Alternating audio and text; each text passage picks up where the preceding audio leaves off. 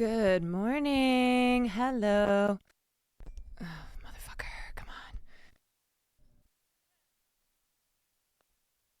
on. Good morning. Good morning. There we go. There we are. Ahem. Okay. I'm live. Hi. Ooh.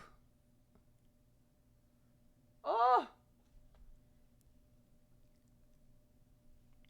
Feels dark. Actually, no, I think that's okay. I know. It feels like a flashbang. It does. It's always a strange sensation to stream the night before and then stream in the morning. It's always did I even leave my desk? What am I doing this early? I know, right? What am I doing this early?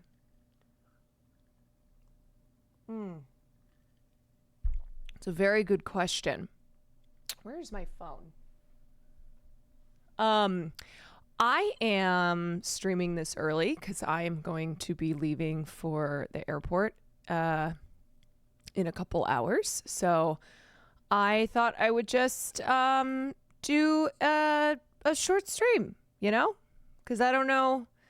I don't know what my streaming capabilities will be in Armenia, even though I'm taking a full armada of tech with me. I have an entire suitcase that is packed with tech things. So, but anyway, I wanted to squeeze in a morning stream, and I know it's always nice for my East Coasters or my EU viewers, because they don't often get to watch my streams live. Trace Rise, thank you for the 15 months. Am I ready for me? I think so. I'm mostly packed up. Just have to pack my toiletries, and I think that's all good. Thanks for talking about the elections in Germany a few days ago. It's getting pretty scary here. Like you said, the government's insane towards Palestine. Well, what I think is funny is the number of tweets I've seen, or like headlines of reporting on what's going on with, what the political situation is in Germany. And they're like, Germany is in uncharted territory. I'm like, really? Is it that uncharted? Is fascism in Germany something that we have not seen before?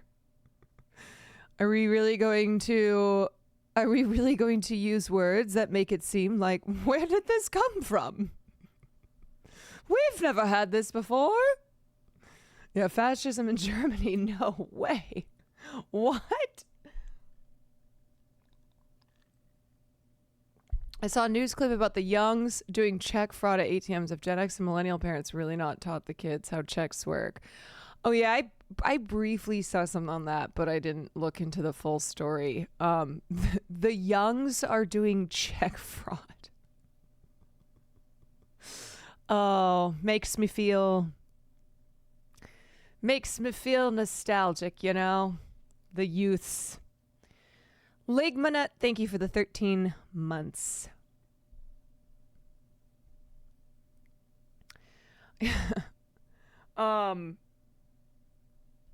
Anyway, let me go find my phone before we get into things. Let me get that.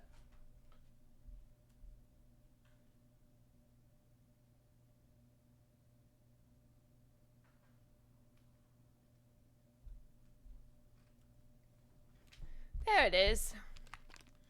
Okay, I'm still having my coffee and waking up. I've been up for a couple hours. But no, my phone is fully charged. This is a new phone, so it's got better battery life. It didn't die until last night. It made it through the whole day. I'm not a big phone charger. Many of you know this. Many know this. So it's nice that the phone lasts almost the entire day now.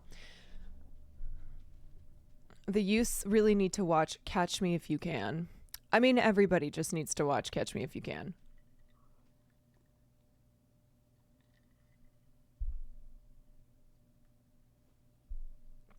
Caro, safe travels to Armenia. Thank you so much. Buenos tardes. Nice to talk to you again. See, I always like doing, even if the morning streams are short, and even if I feel not at my best, it's nice to be here. It's nice to be here and have people. People are on all different schedules, I'm a night owl. I do nighttime streams, and I stay. What the hell?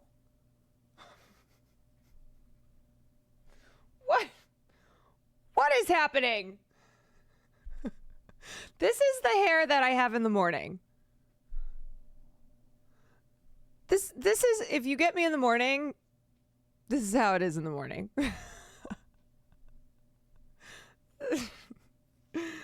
Oh, goodness. Okay. All right. That's good enough. Will you not be going to TwitchCon? I am going to TwitchCon, but TwitchCon is not until the weekend of the 20th. I actually have a pretty busy schedule at TwitchCon, and I haven't, I know I've committed to a lot of things, but I haven't written it down in my calendar yet. And I'm like, okay, it's all up here in my brain, and I'm hoping that nothing interlaps. I think I'm good. I haven't written it down in my calendar, but it's in my brain calendar. So I have a couple shows that I'm doing. I have a meet and greet, but I'll talk about that more when I get back from Armenia, when we get closer to TwitchCon, for anybody who's going to TwitchCon. People are confused about you going to Armenia. I don't understand why. Well, it's because I think Armenia feels like a random place for a person in America to go to who's not Armenian, right? This is what happened the last time I went to Armenia. It's a very bustling place, like my flight is full. there's people who are going to Armenia. But I think when I first went a couple of years ago, it was the same thing where people went, why are you going to Armenia? I don't understand. I don't get it. And I understand that, because I don't think Armenia is a typical trip that, that an American who is not Armenian doesn't have doesn't have a connection to Armenia via that's where your family is from would go. And also for streamers, right? Streamers travel, but I don't think streamers usually travel to Armenia. So I'm going there. I'm gonna become the biggest Armenian streamer, and I'm looking forward to it. I'm really excited for the food. Armenian food is amazing. I'd really like to do a stream where I showcase Armenian food, because it was one of my favorite parts of visiting Armenia last year. They also have a lot of amazing they have amazing old churches and other just historical monuments, and it's really a gorgeous country. The countryside of Armenia is beautiful. Beautiful. Armenian food is one of the most underrated cuisines. I agree. Mm-hmm. My mom was born there. Is your mom Kim Kardashian? I'm just kidding. She wasn't born in Armenia. I think for a lot of people who don't know anything about Armenia, the only thing about Armenia that they know is the Kardashians. They're like, Armenia, Kardashians. Are you thinking about vlogging or just streaming there? I want to try to do both. The Joker 2 reviews have hit, and it's looking like a bloodbath out there. Eek. Yikes. Well, is it safe to travel to Armenia? Yeah. It is. It is. Oh, Okay, so let's do a little bit of news while I'm here. While I'm here doing this short stream. Dude,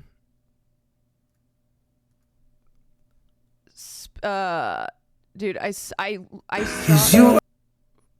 Sorry, that was very loud. Sorry. Oopsie poopsie. Hello, good morning. Good morning. Good morning. It's time to wake up. Everybody get up. Get up. If you're not awake, if you're at work and you're slacking, that was your wake up call. We had to have one last one before you leave. Yeah, exactly. It's 11 p.m. now. I don't care. That's your wake up call. 11 p.m. Time for a second wind. I'm on lunch. Well, lunch can make you sleepy. I always remember being at work after lunch. So I would take my lunch at like 12 or 1. And then the entire afternoon, I was just fighting falling asleep. So I could have used something like that.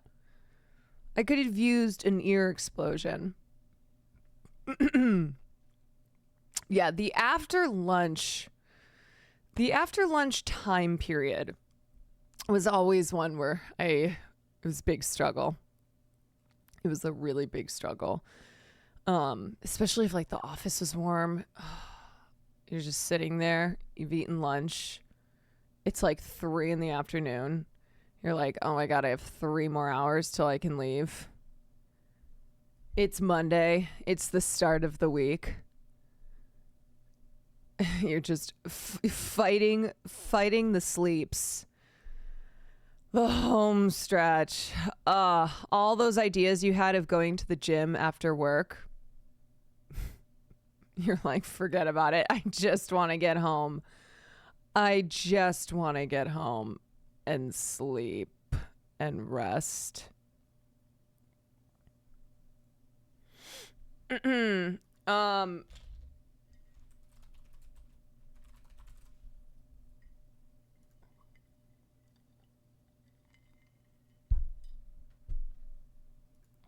Okay.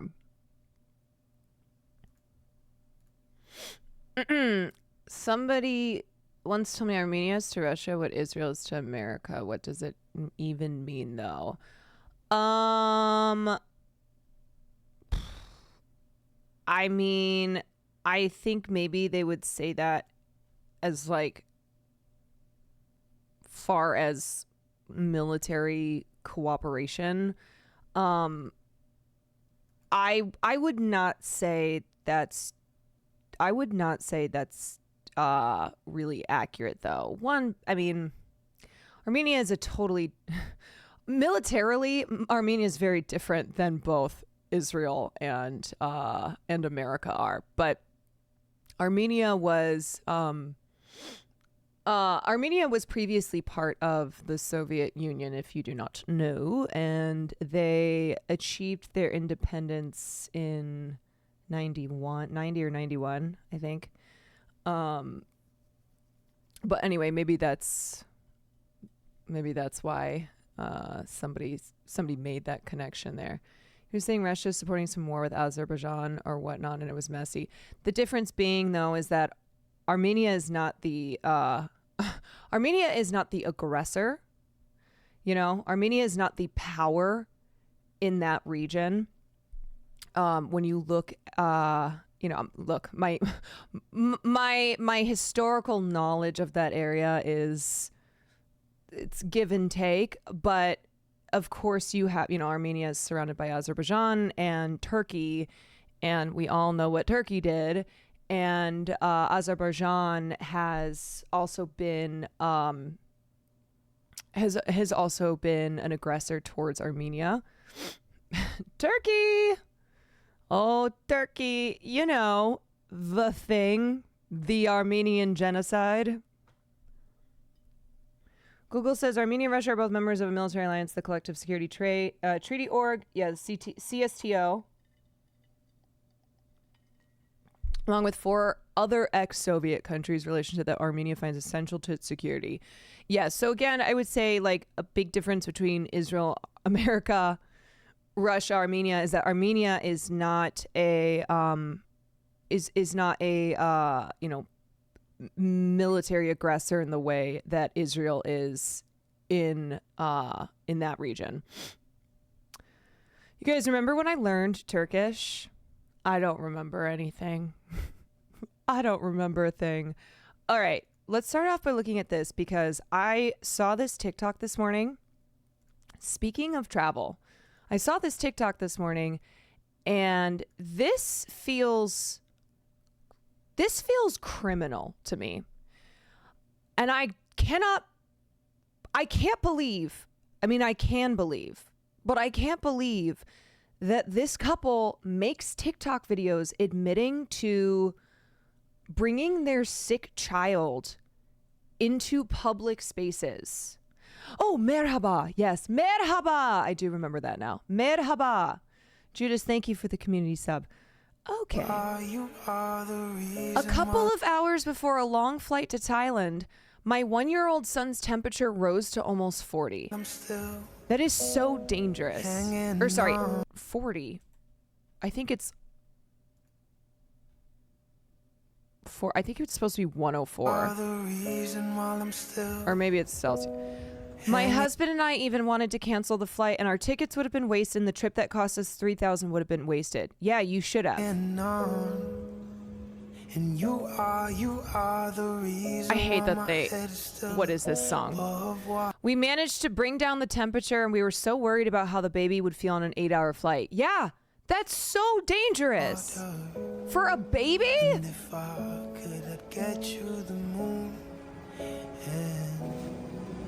One plus of this flight was that the flight was at night and the child could sleep and recover.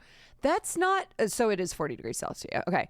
That's not a plus, man. That's not how that fucking works. It is so dangerous to travel with an infant who has a temperature, okay? Like being on an airplane for 8 hours, that is different than being at home and having the baby try and rest and recover, because if something happens and you have to take the baby to the hospital, you can't do that when you're in the middle of the, fucking sky.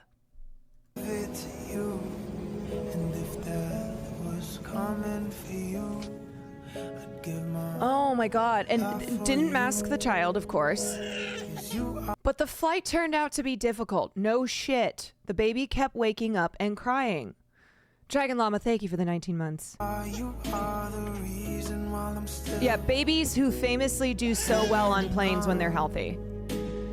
We had to bring down the temperature again in the middle of the night. We were very worried. This is criminal. My husband and I were squeezed like a lemon. We took turns looking after the baby so that each of us could sleep. When we landed, we thought that everything was over, we could rest, but the worst had just begun. I really hope that this is rage bait, but I don't feel like it is. She's claiming it was because he was... Okay, here's the follow-up here. Poisoning in Thailand of the whole family, including a 1-year-old baby. On the second day of my stay in Thailand, I felt very bad. I started having diarrhea and nausea. I didn't attach much importance to this and thought it would all go away. Of course, I had medication with me that I used and which didn't help me. Why are you putting this all on TikTok, dude? By the evening, my condition had worsened so much that I couldn't get out of bed without feeling dizzy.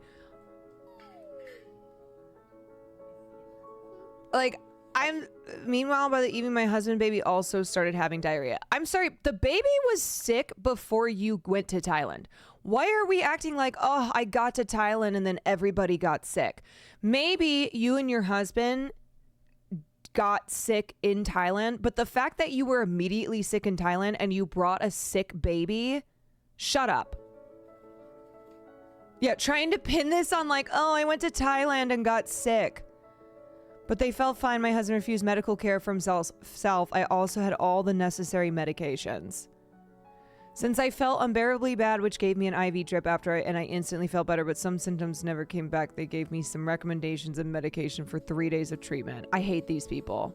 I genuinely, I refused hospitalization. I'm sure these people, they're giving me anti-vax vibes.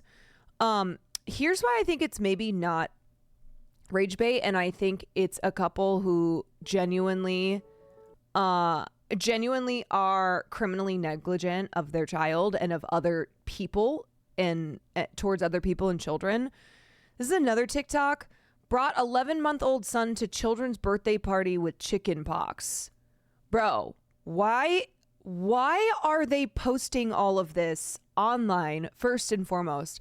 Second of all, why are they continuing to allow their child who is sick in public air, in spaces where people are, where people and other babies are? Our 11-month-old son has chicken pox. Like, are they vaccinating their child? I feel like they are not. Anyway, this is how many people got sick on this flight, you know? We won't know. We won't know. But to bring a sick baby on an airplane and, you know, not have a mask for the baby, if you're going to be bringing this baby, which you shouldn't be bringing a sick baby onto an airplane. How do you let your kid get chickenpox in 2024? Oh my God. I mean, I'm telling you from just the couple TikToks that I've seen of this couple, I guarantee you that they are mistrusting of science, let's just say. I had chickenpox as a kid, but it was the early 90s. Yes, same. I had chickenpox as a kid, and it was also in the 90s.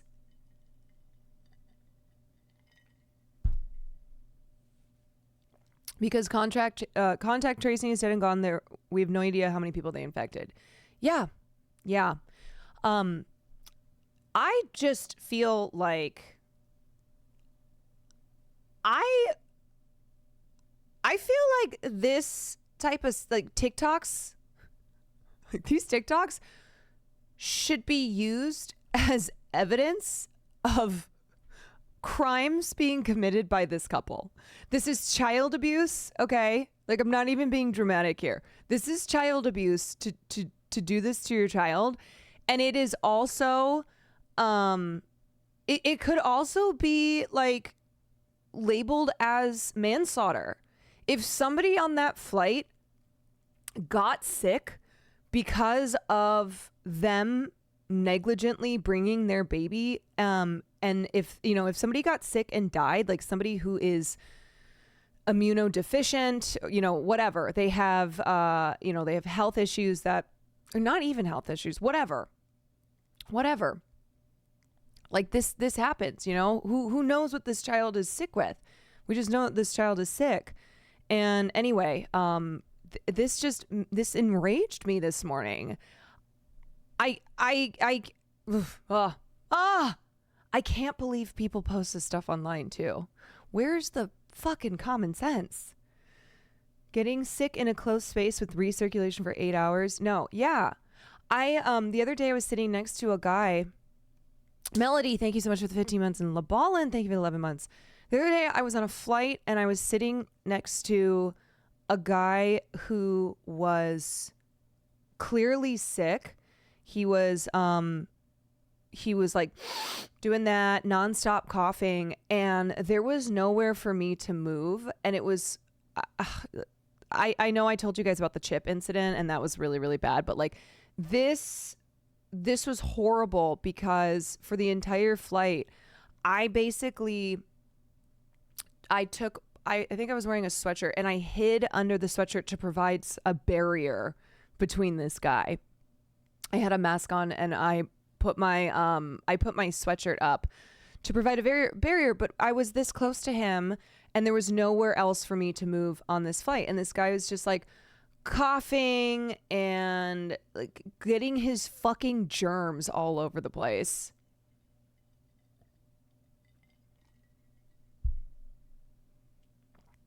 It really makes me furious. Really makes me furious. Those parents set up the camera pose with their crying child and pretend to be sad. Yeah, already aside from the like infecting other people who are on this flight,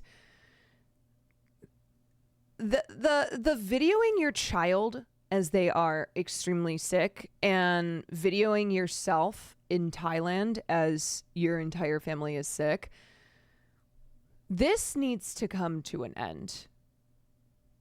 Lego Vet, thank you for the Prime. And King Tom, thank you for the 5 months. I hate this shit, man. People have zero sense of personal responsibility. Other people exist. Yes, we have a personal responsibility to our neighbors. And especially on something like an airplane, where a lot of people have no choice and have to, they have to fly on airplanes. And so if you are sick, please do not fly on an airplane.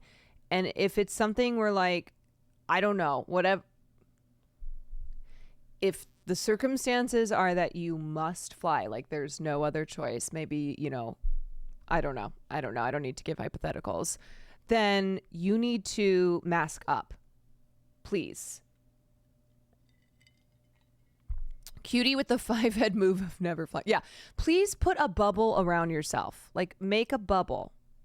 Create a bubble that you must stay in. At the very minimum. We didn't learn the Easter country's custom of wearing a mask when one is sick. Like, that is something that even before COVID should have been a thing, right? When you're traveling in public, when you're doing traveling in public transportation or something on an airplane where you're in very close vicinity and those flights are very long. Korea and Japan were ahead of the game for good reason. Yes, exactly. On my flight, this guy next to me kept coughing and clearing his throat, and now I'm sick. Doesn't that just enrage you? It just pisses you off. In case you have no masks, use a plastic bag. Just put a plastic bag over your head. This reminds me of the infant deaths in Arizona from parents taking less than 1-year-olds out to the lake in 3-digit temps.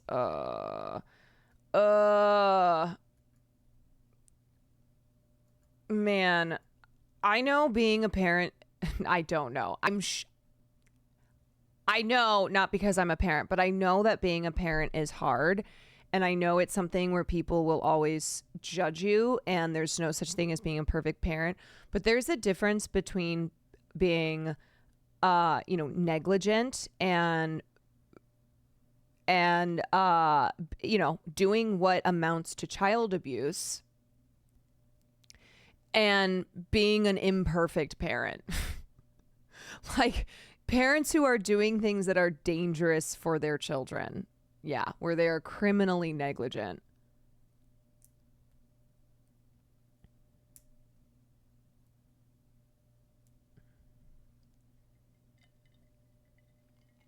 I'm going to feel so cringe if my lingering cough from COVID is still around for TwitchCon travel. Well, you might feel cringe, but we are now at a point where it's not 2020. And like, if you would cough in 2020, people would be like, oh my God. But now it's like people just, coughing as in like you don't have COVID. It's just lingering, like you're not sick. It's just you have, your respiratory system is weakened, but people don't care like they did in 2020. Remember in 2020, like if you had allergies, you'd be like, I promise it's not COVID. It's allergies. Being a parent has a low bar. Make sure they don't die and be emotionally secure. Yeah. Make sure they don't die. don't be physically or emotionally abusive to your child. Please try to not put, please try to not create trauma in your child. That would be great.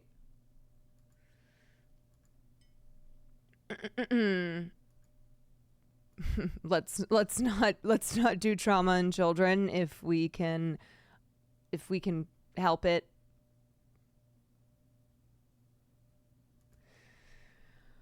Did you watch this yet? The Minecraft movie trailer. Yeah, I watched it yesterday. Okay, let's watch this. Let's watch this more perfect union video. New, Alabama is farming out incarcerated people to work at hundreds of companies, including McDonald's and Wendy's. The state takes 40% of wages and often denies parole to keep people as cheap labor. Yeah, that's slavery. Getting written up can lead to solitary confinement. This is modern day slavery. Yes, this is. This is modern day slavery. This is what we mean when we say slavery never ended. Because it didn't. Well, a lot of people are calling it modern slavery. Does that feel right? I was just about to say, that's slavery. That's slavery. You took away the whips, but you put the paperwork. Took away the masters and you put them in uniform. Same difference, same difference. It kind of appears that there is a coordinated system in order to protect the labor that's created by the prison system. Walk into a McDonald's in Alabama, and the worker flipping your McDouble could be an incarcerated person. It's a sad situation, a way they getting rich off us. The Alabama Department of Corrections farms out incarcerated people to work at hundreds of private companies and government agencies across the state. McDonald's, Burger King, Golden Corral, Wendy's. So just a couple stats for you. A reminder that the United States of America has more than 1.2 million people incarcerated in state and federal prisons. We incarcerate more people per capita than any other nation in the world. We love to incarcerate. And 2 out of 3 incarcerated people are also workers, because it is essentially it is free labor, aka slave labor, because the wages that prisoners are paid are essentially pennies. I mean, the average that an incarcerated worker makes is between 13 cents and 52 cents per hour. And those wages have remained stagnant. In 7 states, incarcerated workers are not even paid for the vast majority of work that they do. This is slavery that is allowed via the Constitution. Absolutely. The 13th Amendment, which was an amendment to, rid this country of slavery. 13th Amendment was supposed to free people from slavery and involuntary servitude. Well, there is a part of the 13th Amendment that allows there's a part of the 13th Amendment that allows this exact thing. It allows people who have been incarcerated, or it allows for people who have been incarcerated to provide labor during their incarceration. And so what this was is that this was incentive for Black people to be locked up so that they could continue to provide free or essentially free labor. They went like, bro, wait, slavery kind of rocks, bring it up, but legally this time. Yeah, so this is where the roots of the modern prison labor system that we have are from the 13th Amendment, which allows an exception for slavery if you have been incarcerated because of a criminal conviction.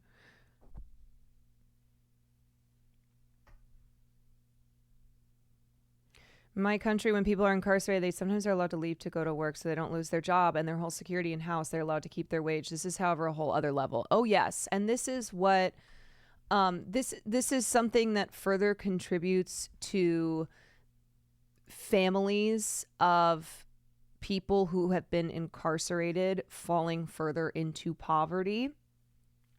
Families with a family member who's been incarcerated spend almost $3 billion a year on goods and phone calls, because that's the other thing. Prison systems charge exorbitant fees for basic goods. It's like, oh shit, did I just shut down my stream? Oops, no, I'm good.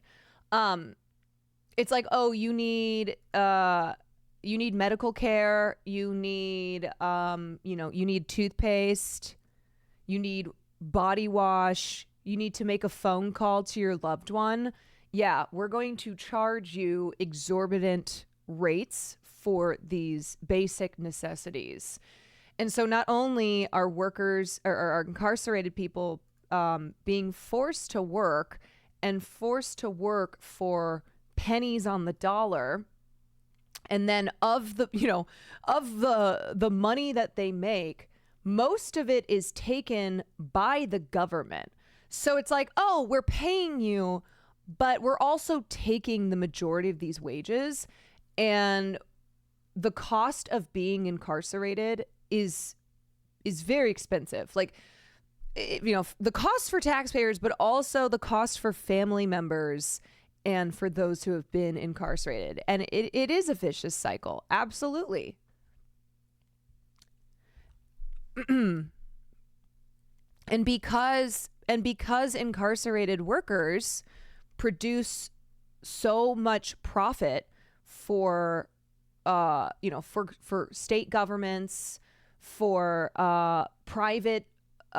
privately owned prison systems, for publicly owned prison systems, there is incentive to continue to mass incarcerate and force incarcerated people to be laborers. They got a Wendy's contract right now, state trooper's office. They'll send everybody everywhere. They'll send you everywhere. Yes, the parole office. And even though ADOC trusts these incarcerated people to leave prison every day and work alongside the general public, many of them are still denied the chance at real freedom. Yeah, isn't that interesting? Oh, we trust you enough to allow you to leave prison and go work at fucking McDonald's. But sorry, you can't. You're not eligible for parole because you're a dangerous individual. Oh, okay, but not too dangerous to work at McDonald's and earn the state money. I work for y'all, but when I come off of parole, you deny me. Why would you deny me? Because you're getting free service. This is a story about corporations and the state of Alabama exploiting prison labor and the coercive policies they use to keep its citizens trapped in servitude. It doesn't work. It's a terrible system. If you're wondering how any of this is even legal, well, it might not be. That's what we went to Alabama to figure out. So sad I haven't been able to talk to my dad in a month or two. It's actually so sad when you're on a call with them. That timer goes, the lady tells you only have a minute left. They start rushing to speak to you and get everything out. It's really sad. I'm really sorry to hear that. And the cost of that meager phone call is exorbitant. And families who have incarcerated loved ones are already struggling. Are struggling, especially if their loved one was providing income for the family. And so they're already financially struggling there.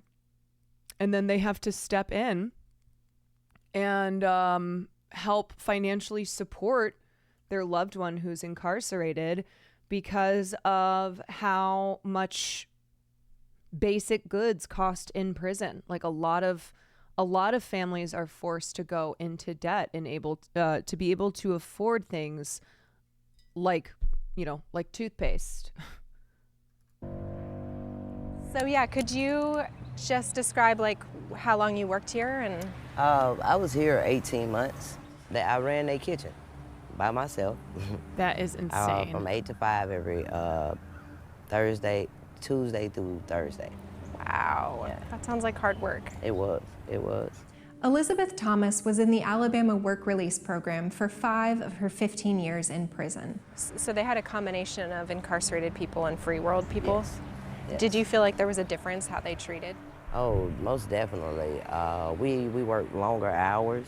Make the work release work over or work extra days, don't want to give you off days. Like, no, I got to eat my health. I have to get rest. You know what I'm saying? I'm not a machine. But that's how they look at you, like. Also, they don't have the right to refuse to work.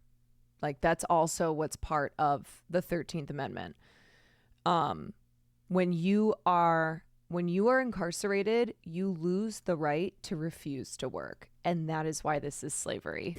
This is Quincy Sanders. During his nearly 17 years in prison, he worked at several restaurants, a lumber yard, and McDonald's. Like, working a real job and trying to be incarcerated is a very hard experience. Yeah. You have to be mind strong, really.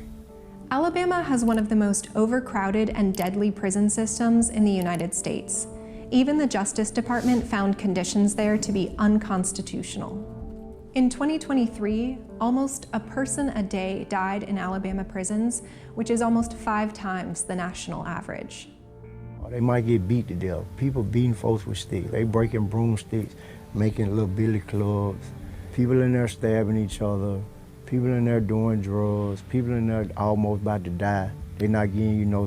Non-U.S. resident here, a bit oblivious to the workings over there. Just curious, are the prisons privatized? Are they potentially getting a cut of the wages too? So not all prisons are private prisons, but about 8% of the total prison population are incarcerated people in private prisons. Yeah, so private prisons being for-profit prisons, even though let's not confuse and think that non-private, like public prisons are not producing profit as well. But yes, the private prison, the for-profit prison system is one of the, it's one of the most evil fucking things imaginable. But yes, our entire prison system is incentivized to mass incarcerate, and it's why year after year we continue to mass incarcerate, and why we are number 1 in the world when it comes to mass incarceration. 8% doesn't sound like a lot, but we have more prisoners than any other country by percentage by a fucking long shot. Yeah, I mean, just the very idea that there are private prisons, even if, one person was held in a private prison, is insanity. They passed a similar law in Louisiana last year. The way the governments manipulate the system is disgusting. Yeah, I mean, incarcerated people who are forced to work are producing billions in profit, and again are being paid pretty much nothing for it. No nursing assistance. The nurse probably get there, you probably be dead. But ADOC offers people in prison with nonviolent misdemeanor convictions a potentially life-saving deal. If they join the work release program, they get to live in special facilities that are generally much less dangerous than regular prisons. They spend their days working in the free world without prison supervision, and they can earn 72-hour passes to visit their families at home. If you go out here and you do the right thing, you get to elevate, you get to grow, you get out of this facility. But what you didn't tell me is that you finna get all my money. Yeah. That's what they didn't tell you. The state takes a 40% cut of every incarcerated worker's wages off the top, before taxes, plus an additional $5 a day for van rides. Do you think Lara Trump's music video that we watched yesterday called Hero, where it was about firefighters and cops, do you think that includes incarcerated firefighters? Because there are at least 14 states where incarcerated people work as firefighters. So I wonder if any of them were included in the montage of firefighters in Lara Trump's video. American slave labor is genuinely one of the biggest blights on the image of the most free nation on earth. Yeah. A nation that purports to be, the greatest nation in the world and to be about freedom. You look at our prison system, our mass incarceration system, and absolutely fucking not. No. To and from work, $15 a month for laundry, and then any restitution and court fees. If your check is $636, you might see two something out of that. And that's every 2 weeks. And you done work 80 hours and only seen $200. Like it makes you lose motivation, because money motivates people, especially working, so it kind of makes you lose motivation. One estimate calculated that the state of Alabama enjoys a benefit of more than $450 million a year off of prison labor. And it's slavery all the way around the board, just slavery. And unlike free world workers, incarcerated workers can't just get a shift covered or quit. ADOC has a list of rules that all... Here's my question too. For all these companies that incarcerated people are being forced to work for, if and when they are let out of prison, are they allowed to work for those companies then? Is them having a criminal record going to keep them from working at these companies where they had worked when they were incarcerated? That's the insanity, right? Is how when incarcerated people are let out of prison, the issues that they run into of finding employment, because people with criminal records in this country are continuously punished.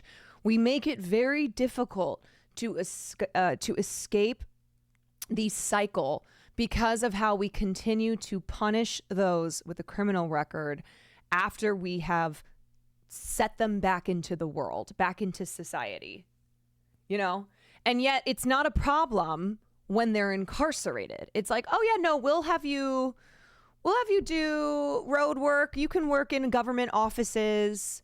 You can work in, you can work in public works. You can do all these various types of jobs, unless you are actually freed. When you're incarcerated, no, it's fine. When you're not incarcerated, oh, well, you've got a criminal record and we can't have criminals working around here.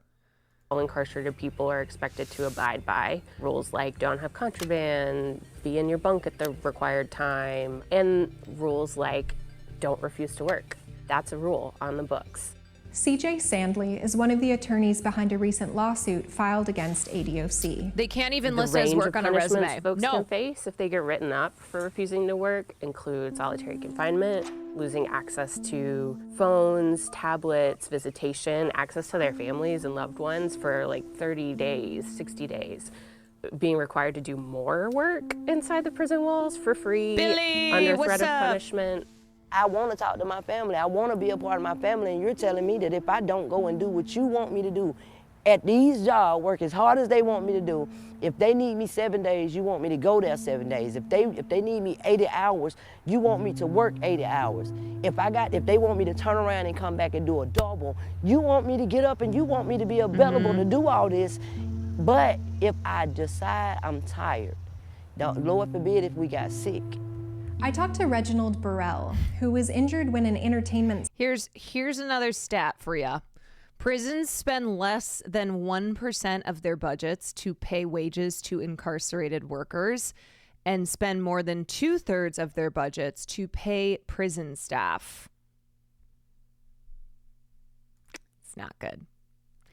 I feel like so many people would see this and be like, well, you committed crime, so you deserve it. Yes, there are a lot of people in this country who have a very one-track mind when it comes to any person who has been convicted of a crime.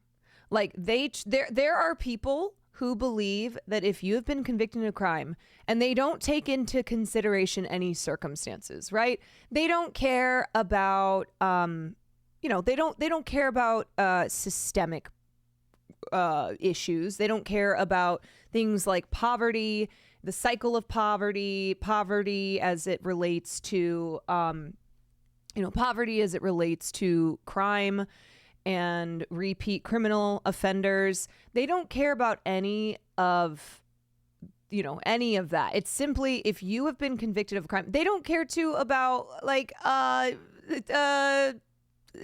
criminal justice system that has things like has things like a bail system where if you are wealthy, then you are able to remain out of jail while you are awaiting your court date. But if you are not wealthy, then you remain in jail. And all the data that we have on the number of people who are not able to afford bail and are more likely to take a plea deal or to admit guilt to whatever they've been convicted of, like all of these really important factors. There are plenty of people in this country who don't give a shit about any of that. They don't care about the fact that when you have been convicted of a crime, when you've served time, and when you leave, how difficult it is to be able to reintegrate into society, how difficult it is to get housing, to get, to obtain education, to get work, to have steady income, like all of these things that necessitate people not becoming repeat offenders are not provided. And so it is why we call it a cycle. We refer to it as a cycle. It's like a nonstop revolving door.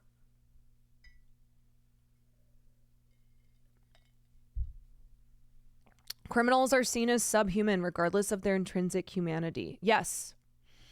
There are people who believe that you should be entirely judged for your entire life on something that you did when, say, you were 17. There are also people who believe that it doesn't matter what the crime is unless it's white collar crime. But it doesn't matter what the crime is. If you have been convicted of a crime, then that means that you are a bad person by default. Isn't it literally called the poverty cycle? Yes. I did a whole study during college. The United States have the highest recidivism rate in the world. Yes, it's because we incentivize incarceration in this country, which means that we incentivize for people to, when they've left prison, it's incentivized for them to be returned to prison. It's fine when Elon overstays his visa to these people, but others with a legal right to asylum, they are fine separating them from their kids. Yeah, they're like, you're here illegally. You're a criminal. You should be locked up for your entire life. It is one of those foundational things where you can't necessarily teach empathy to people. You can just hope that you can hold up a mirror to people who believe that anyone with a criminal record, with the exception of white collar crime, of course, is subhuman, is not deserving of any rights. It's like, oh, you've committed a crime. For the rest of your life, then you do not deserve any any human rights. And it's something where it's like, not that I want people who believe that to have to go through the criminal justice system and be incarcerated and then have that hanging on them for the rest of their lives. Like, I don't want that. But it's like trying to instill in people who believe that way, or people who think like that, an understanding that someone who has a criminal record, and of course I'm not talking about like a fucking serial killer, okay? I'm not talking about like a serial rapist.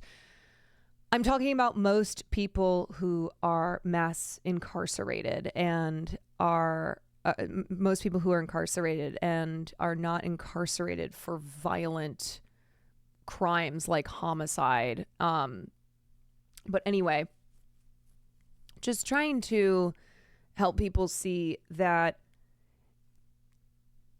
that a lot of times what separates people who have been incarcerated from people who haven't been incarcerated is literally just the class that you were born into, of like, think about if these were the conditions that you were born into in life, where you're born into poverty and you do not have the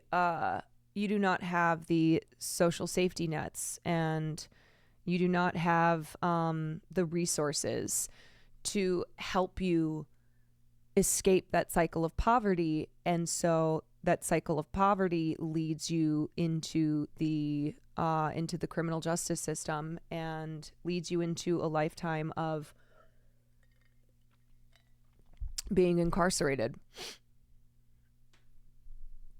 Often for nonviolent crimes. Yeah. Like I told you guys that this rich guy that I used to work for, really, really rich guy who has stolen, like legally has stolen more money than any of these poor people who have been incarcerated that he would think should be burned on the fucking cross. Like, this is a guy who's worth probably $500 million. And so I guarantee that with all the tax loopholes, and then also things that are, not like cut and dry legal, that he has pocketed infinitely more money than somebody who's stolen a donut from a 7-Eleven has.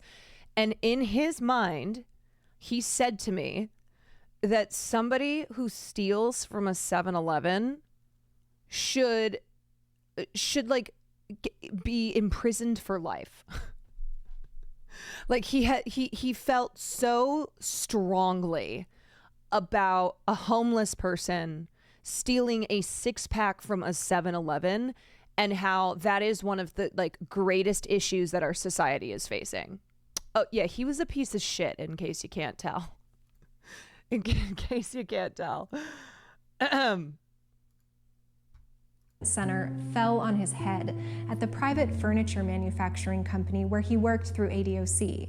When he spoke up about it, he was fired. And I confronted the JPO about it, and they shipped me to Childersburg with extra duty, taking away my privileges, and I ended up in a landfill. I just got assaulted and mistreated at this job, and now I'm in a landfill working for free for a multi-million-dollar company. One of the most valuable things in the system is thanks for clarifying he was a piece of shit. Yeah, in case you didn't know. If a work stoppage to protect myself from being abused and to speak up for myself could subject me to sanctions. I don't Hassan have to always say jokes it, they hate the homeless and but want to you're kill gonna them. follow Oh, it's not a whatever joke, order no. you're given. Chris England is a state representative in Alabama. He's leading the There are far too many people, especially in privileged positions, who think that if you are homeless, you should die.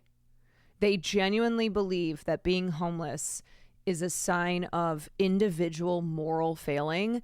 And if you get to a point where you are, where you are homeless, where you are unhoused, then you should die. Like, you should genuinely, you no longer deserve life. fight to reform the state's prison system. It is a completely broken system. The folks in charge, the parole board, they don't use guidelines. There is no methodology applied to it. Alabama has some of the lowest parole grant rates in the country. And more than 90% of the time, hearing this answer. Denied, denied, denied, be denied. Parole will be denied. If the parole board followed its own guidelines, it would grant parole in about 80% of cases. But instead, that number dropped to just 8% last year. And incarcerated people in the work release program don't fare much better. I know that there are people at the Department of Corrections, they assess them, and then they say, you are not a threat. So much so, that you can leave here and go work. Some people actually go home for 72 hours on a weekend and are told, we trust you to the point where you do whatever you gotta do. We'll see you Monday morning, 8 o'clock. That same person goes before the parole board and they say, what you did 20 years ago is so bad we can't let you out. You are a threat to public safety, but make sure you're at work tomorrow morning. A federal lawsuit claims that two of the greatest crimes against humanity in the modern age are the for-profit healthcare system and for-profit incarceration system. That healthcare is not a human right, and instead is a $1 industry, and that incarcerating people, aka modern day slavery, is for profit as well. 235 people in the work release program were denied parole in fiscal year 2022. So if the system is operating as designed, what is the point of the system? It appears labor is. One thing our lawsuit talks a lot about is that very clear lineage from slavery in the state to convict leasing and to what we've got now. And the punishment by the Department of Corrections is what our clients are challenging, because that's what amounts to involuntary servitude and slavery by the state. After the Civil War, the 13th Amendment abolished slavery with a key caveat. Forced labor was still allowed for people convicted of a crime, and the states adopted a copycat of this federal amendment. But here's the thing. In 2022, Alabamians made a historic vote to remove this exception. The state has a new constitution. Voters overwhelmingly agreed to make our state constitution free of racist laws and language. However, right after the voters of the state changed the state constitution, the governor and the Department of Corrections really doubled down on the punishment for refusing to work. So the people closed the loophole and then the governor went around to open it up again, basically. Yeah, that's right. Governor Kay Ivey's executive order made encouraging or causing a work stoppage a high-level violation, on the same level as possession of a weapon, drug possession, and bribery. The order also cracked down on correctional incentive time, better known as good time. In some prison systems, good behavior is rewarded with what's known as good time. She literally is just the incarnation of evil. People can earn sentence reductions and get released from prison early. And the state legislature even changed its good time law to increase that form of punishment for folks who refuse to work. We're simply changing the amount of correctional incentive time or good time days that are offered. Are we increasing or are we lowering it? We are lowering them. All of this was done on the heels of this constitutional change, and frankly, it's a brazen ignoring of the will of the voters of the state, and that's what our lawsuit is about. And so many people want to work, but they want to be paid fairly. Yes, they want to be paid. Here's the thing, okay? It's not about incarcerated people not wanting to be productive and work while in prison. The hope is that they, one, can earn money, that they, like have actual, be entitled to the wages and fair wages that they earn while they are incarcerated, so they can send that money home to their families so that they have something when they leave prison and re-enter society, and so that they can pay for things in prison as well. And that's another problem, as I mentioned earlier, is the exorbitant rates of basic necessities in prison. But in addition to that, they want to acquire skills. They want transferable skills that they can develop while incarcerated, that they can then transfer to, work once they are no longer incarcerated. But the problem is that a majority of incarcerated workers do not receive formal training, and they are not learning transferable skills while they are incarcerated.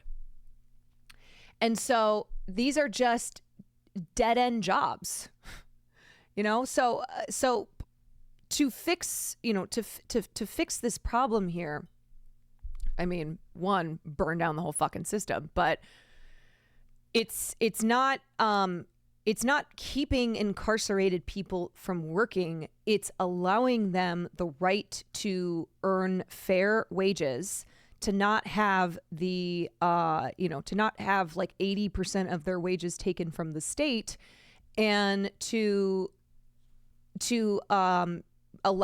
give them transferable skills, to remove the obstacles and the barriers once they are released from prison, so that they can re-enter society, enter the workforce, to not bar them from training in their chosen field of study. That's actually a bill, that's actually a good bill that Tim Walz passed in Minnesota, because Tim Walz has a criminal record, right? The whole DUI thing. And after that, he, when he was governor, he passed a bill that would allow more transparency for someone with a criminal record in their chosen field of study to know before they have, I mean, it's again far from a perfect bill, but to know before they have invested all this time and energy if their criminal record is going to prevent them from being in that field, right? Because a lot of times what happens is someone who has a criminal record decides to go into a field of study. They invest time and money in it and are blocked from educational and employment opportunities. I'd take imperfect over nothing. Yeah. Yes. Pan Sapphic, thank you for the 8 months. And Maddie, thank you for the 17 months. Paid a free world wage for the labor they're doing. They want to be working in safe conditions. They want to be treated fairly. And they don't want to be forced to work if they don't want to, or they can't because they're sick, or they have a doctor's appointment, or they're feeling unsafe in their work and they want to change jobs. One of the unique things about this state, and really the country, is prison work should be voluntary. Prison work should be voluntary. That things just never end, they evolve. If your prison system is full, it's primarily full of black folks, black men, and you have a racial disparity in who gets released and who doesn't. Can you imagine the optics of what that labor force looks like? Black people account for just over a quarter of Alabama's total population, but more than 50% of the prison population. That's because blacks commit more crimes, brother. I see them statistics, and it's because black people are criminals. I don't know what to tell you, brother. Them blacks are just committing so many crimes. That's why so many of them is locked up. An AL.com investigation found that black men were 25% less likely to get parole than white men. If you could take a picture of a group of men who are working convict labor decades ago, Black and juxtapose on black that next to a current labor force, it would probably look the same. That's crazy. So, what is the point of prison? Is it the creation of a cheap, controllable, and confined labor source? Or is it rehabilitation? And what does a real commitment to rehabilitation for incarcerated people actually look like?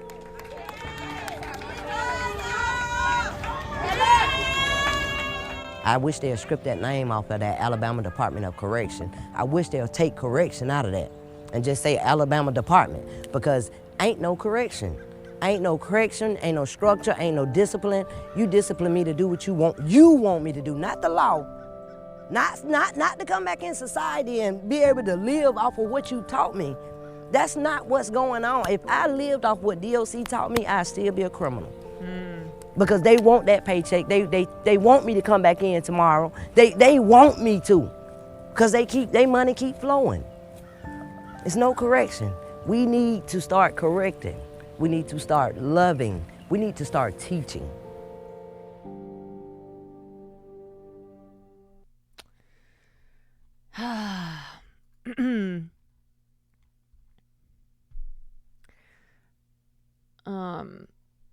Alabama has pushed out undocumented workers just to replace them with incarcerated people. They're like, oh, we can make even more money and pay even less wages. We're going to do that. They're like, why would we not choose a labor force that is pretty much free and earns us billions in profit? She has more empathy than the entire state government. Oh, you mean the woman who is featured here? I mean, I think it's like, for people who hold really rigid views on incarceration and crime and etc., talk to someone like that who has gone through the system and who is continuously punished for essentially being born into poverty, right? It's like, that's what it is. In America, we punish you for being poor. Being poor is seen as a personal failing. We punish you for being poor. We punish you for being poor, that, that is, first of all, not your fault. It's not an individual personal failing. These are systemic. The roots of poverty are systemic. And yet there is this continued belief that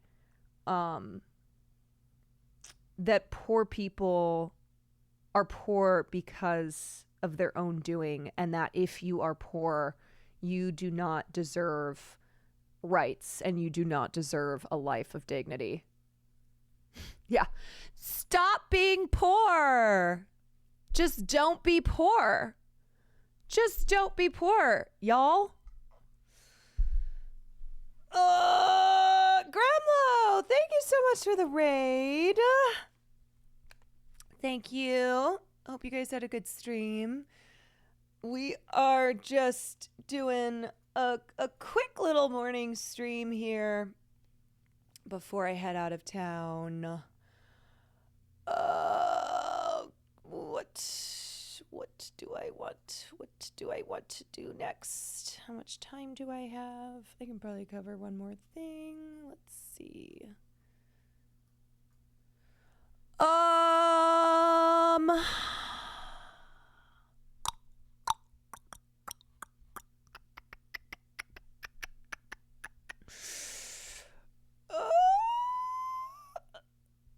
Will you be streaming from Armenia? I am gonna try. I don't know how it's gonna go down, but I'm gonna try. Anonymous gift, thank you so much. Concentrates on not being poor. Yeah, just don't be poor and then you'll be good. You know? Just stop being poor. Anonymous gifter, thank you so much for the 5. Who wants to watch some D-list acting? Who wants to watch the Razzies performance of the year? Never gonna raid the Quantarage? Well, that's because I am very rarely live early. This is a rare morning stream. Okay, let me show you what I'm gonna call the Razzies performance of the year. The agony that comes with the news that Hirsch and those 5 beautiful souls. Oh, by the way, Deborah Messing, part of the group that tried to get Bissan, the young Palestinian woman who has been documenting life in Gaza under siege and during an act of genocide. Bissan was nominated for an Emmy for her work of it being essentially her and her cell phone. And Deborah Messing was part of a group of privileged asshole celebrities who wanted to have Bissan's Emmy nomination rescinded. Deborah Messing is one of the loudest Zionists in Hollywood. She is an evil piece of shit, and she does not care. She not only doesn't care about Palestinians who have been murdered by the state of Israel, she thinks that that's deserved. Deborah Messing, who put out this 2-minute video where she's crying, where she's, she's basically reacting to the state of things and how horrible things have been for the poor Israeli souls, and yet nothing at all for Palestinians who are and have been oppressed daily by the state that she supports. Were executed ISIS style in the last 2 days is unbearable.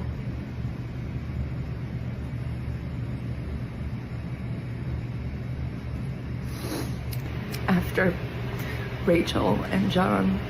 Deborah, where are your tears? Where are your tears for the children of Gaza? Where are your tears reading the reports and hearing the testimonies of doctors who have volunteered in Gaza and have come back forever altered, who have seen things that in their years of volunteering in conflict zones, in war zones, that they have never seen as bad as they have in Gaza? Where are your tears for that? Where are your tears for the fact that Gaza has the largest number of child amputees in history? Where are your tears for where are your tears for any of this? Spoke to the world at the DNC, begging for their rescue, for their release. And 2 days ago, standing on the border of Gaza with a bullhorn screaming, "Hirsch, fight, survive, we won't give up," and in the middle of negotiations. What does that mean? Wait, what does this mean? There is no moral equivalency. These are monsters. And every American should be grieving today because Hirsch did not have to die. The 6 of them did not have to die. And to all of you people. Okay, but Palestinians did have to die. Let's just be clear about that. Palestinians absolutely needed to die, and more of them need to die. Posted all eyes on Rafah. Oh. Pressuring not to go into Rafah, which is where they were. Oh, okay. So she's saying shame on everyone who said all eyes on Rafah when Israel was preparing to invade Rafah. And that was Joe Biden's supposed red line, which, yes, they went into Rafah. No red line whatsoever. And she's basically, Deborah is crying and saying we needed to go into Rafah, the last remaining safe zone, supposed safe zone, because of the hostages. Her belief is that every Palestinian should die. Every Palestinian should die. And no tears should be shed for them whatsoever. It's so painful. She's fucking evil. So to all of you, all eyes on Rafah. You did this. Oh, okay. We did this. Okay. Hey, guys, anybody who posted all eyes on Rafah, anyone who was drawing attention to the brutal assault on Rafah, by the way, you're responsible. You're responsible for the deaths of the hostages. You did this. You're fucking evil. I didn't do this, but you guys did this. You guys did this. I hope everybody understands what everybody did and that you are atoning for it. Dog, they admitted in a deleted tweet like the day after October 7th they were going to move forward as the hostages being dead. Deborah Messing doesn't care. She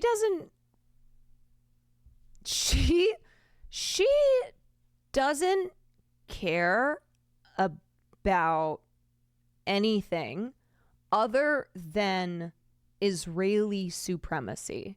She does not believe that Palestinian people are human beings.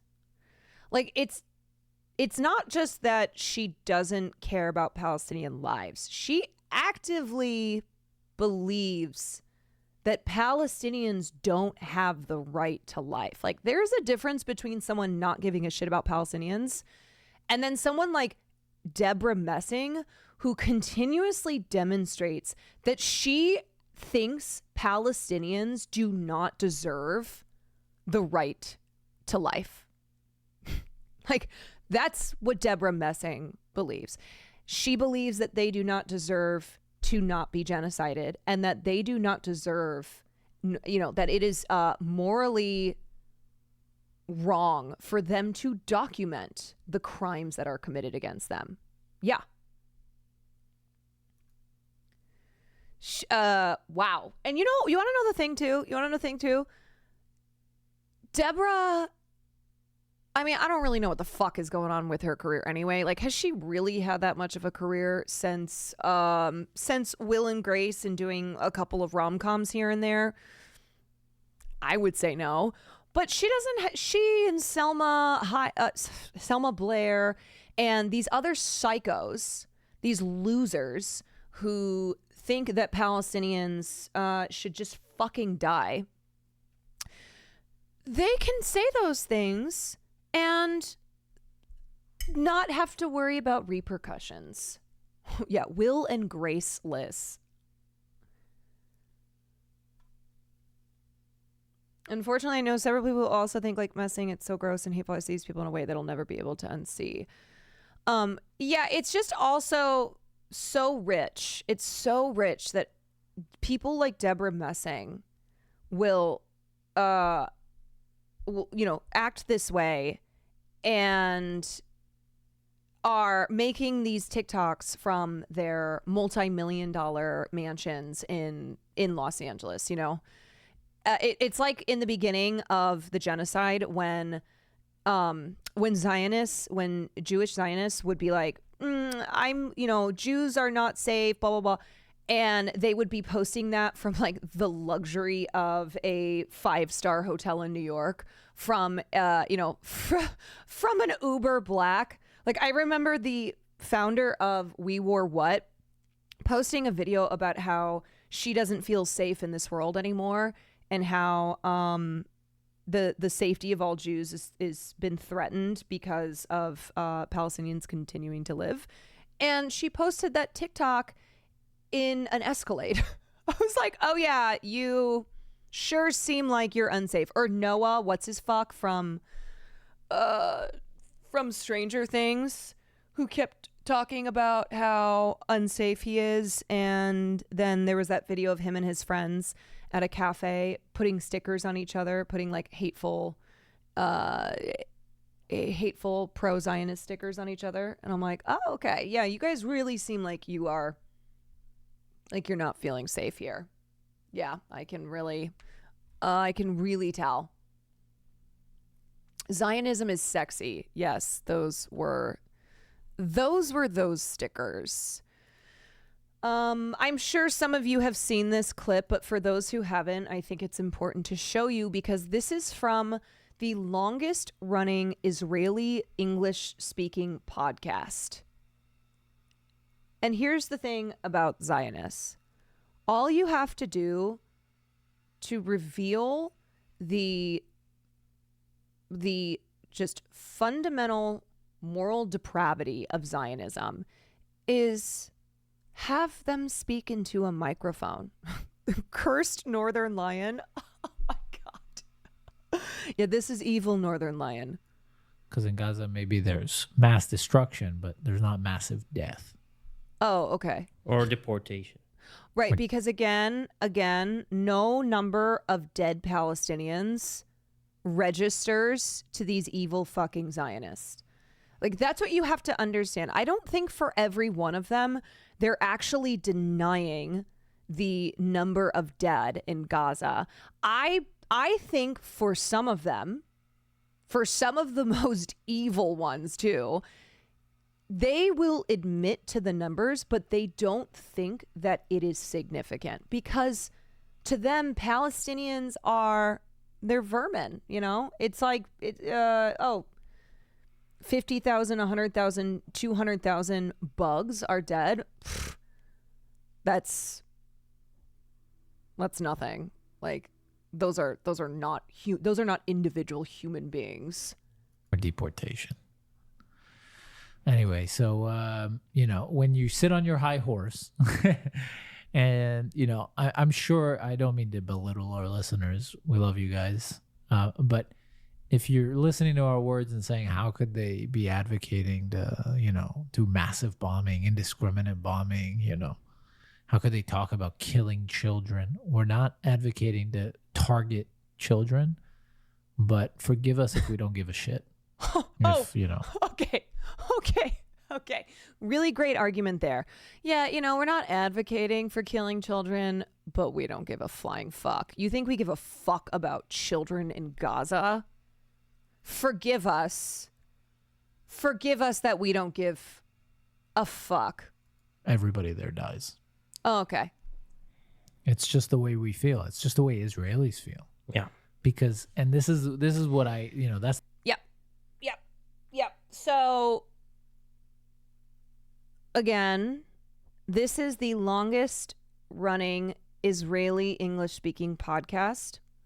And time again, we see the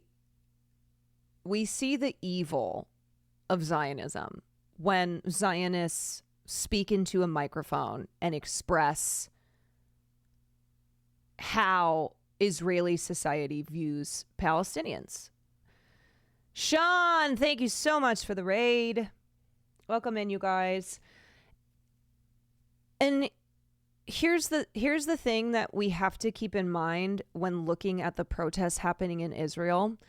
Israeli society is protesting against Benjamin Netanyahu because of his documented failures to get a ceasefire deal done and get the hostages in Gaza returned to Israel. They are not protesting the genocide. They are not protesting any Palestinian deaths. And the majority of Israeli society agrees with the military action in Palestine as far as it relates to eliminating Hamas and controlling Palestinians in Gaza, like not letting Palestinians have the right to self-determination. What they disagree with what they are, what they are angrily out in the streets protesting is specifically Netanyahu being an obstacle to the ceasefire that allows the hostages to return home. And make no mistake, if the hostage deal was simply that the hostages are returned, and sorry, did I say hostage deal? The ceasefire deal. If the ceasefire deal was just the return of the Israeli hostages, they would still be in the streets because the point for them is only the hostages. They are not out there supporting a ceasefire deal because of the conditions of Palestinians being, Palestinian hostages being returned to Palestine, or, the IDF being removed from Gaza, or Palestinians being allowed to, to self-govern, any of that. Like those parts that are being negotiated into the ceasefire deal, that's not what Israelis are, that's not what they care about. The thing that they care about are the hostages, and that is why they are protesting. And so it's something where I said a couple days ago that when talking to people who are not where you are at when it comes to a free Palestine, the most important, most necessary thing that needs to be done yesterday, 10 months ago, 11 months ago, is a permanent ceasefire that stops the bombs from raining on Gaza. And then the work after that of deprogramming, removing the propaganda from every corner of the brain of somebody who does not believe that Palestinians should, that Palestinians have been oppressed and that they should no longer be oppressed. That is work that still really has to be done to change a lot of people's hearts and minds who are for a ceasefire. Sorry if that was confusing, but basically what I'm trying to say is like a lot of people want a permanent ceasefire, but not all people who are protesting and advocating for a permanent ceasefire believe in free Palestine. And the immediate need is, yes, getting a permanent ceasefire because of the active genocide and because of the, because of the hostages that both Israel is holding and Hamas is holding. And don't forget that Israel is holding over 10,000 Palestinians. And so these are immediate needs. These are things that it's good that so many are out there protesting and advocating for. But it's also a reminder that this is fundamentally something that Israeli society does not believe in, and that is a free Palestine. That's what the Hulon attack did. I wrote to Sharon, my wife. I was like, it'll be you or me tomorrow, or Daniela or Itai, God forbid. Yep. And so I would, if you gave me a button to just erase Gaza, every single living being in Gaza would no longer be living tomorrow, I would press it in a second. That's just, I think most Israelis If probably that's the agree. choice. Is that what you did to your hair? Did you press a button that eliminated every hair off your head? Yeah. Yeah. Mm-hmm. No, even if it's not like right now. Yeah, no. I would press it right now. Mm-hmm. Yeah, and same with the territories. I would press it right now. Mm-hmm. No choice. No, Shalon is safe at home. God willing. I don't know. I haven't spoken to her in like an hour. No, I'm saying for the chance. Okay, one more thing. One more thing I want to add here. You watch a clip like this and you're like, oh my God, these individuals are evil. Like, holy shit. And yes, they are. This is shocking if you haven't paid attention to what the Israeli society at large believes when it comes to Palestinians. This is shocking if this is a singular instance that you have, that you've watched, and you are not aware of like how the general public feels about Palestinians and how Israelis feel about Israel needing to maintain its existence as an ethno-state. It's shocking to hear it bluntly. Absolutely. Of course. And I don't mean that like anybody who's shocked by this aren't aware of how the general Israeli public feels regarding Palestinians. This is still, of course, shocking because it's so casually evil. But I do, like, basically what I'm trying to say is don't separate this from the Israeli public, like the general public in Israel. This is certainly on the on the extremist side of things, but it's not something that it's not something where these individuals here, these podcasters here, are completely on the opposite side of the general Israeli public. Yeah. Yeah. I would press it right now. Give me that button and press it right now. There you go. And I think most Israelis would. Yeah. Most Jewish Israelis. They wouldn't post. They wouldn't talk about it like I am. Mm-hmm. They wouldn't post. They wouldn't say I pressed it. Yeah. But they would. They press don't it. have balls of steel like you. They would, but they would press it, right? Like if they were in a closet alone, they wouldn't even hesitate. Mm-hmm. Someone came to them and the dark said, "No one will know. You press this, all the Palestinians are gone." You'd be like, "Fucking hey, is there another one?" Wonder why he specified Jewish Israelis. Yeah, I wonder. At least they're honest. I mean, I keep saying you want to expose the evil of Zionism, just hold up a microphone or, just allow Zionists to keep speaking into a microphone, because they do. And whether it's IDF soldiers posting TikToks of them wearing the lingerie of dead Palestinian women who they've bombed or shot to death, or it's Israeli podcasters talking about pressing buttons, like Zionists, we don't even have to do the work. We don't even have to do the work because they show you themselves.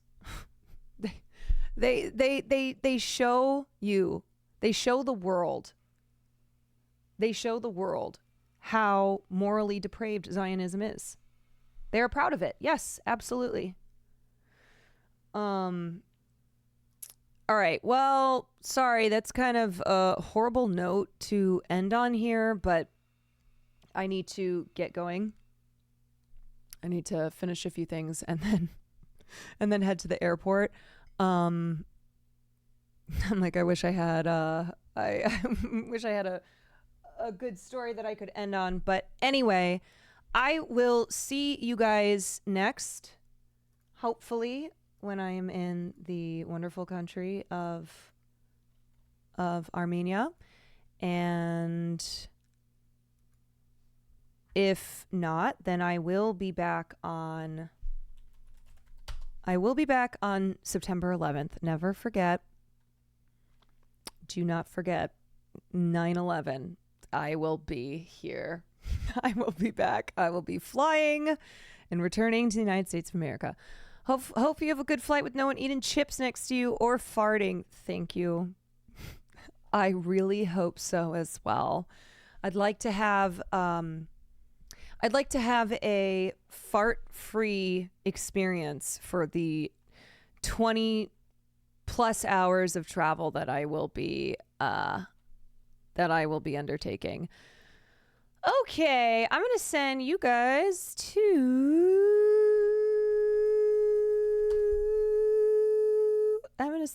over to, who haven't I rated in a minute? I'll send you to J. Marianne. How about that? There you go. There you go. All right, you guys, be well. Be well. Be good. Be good. And hopefully I will see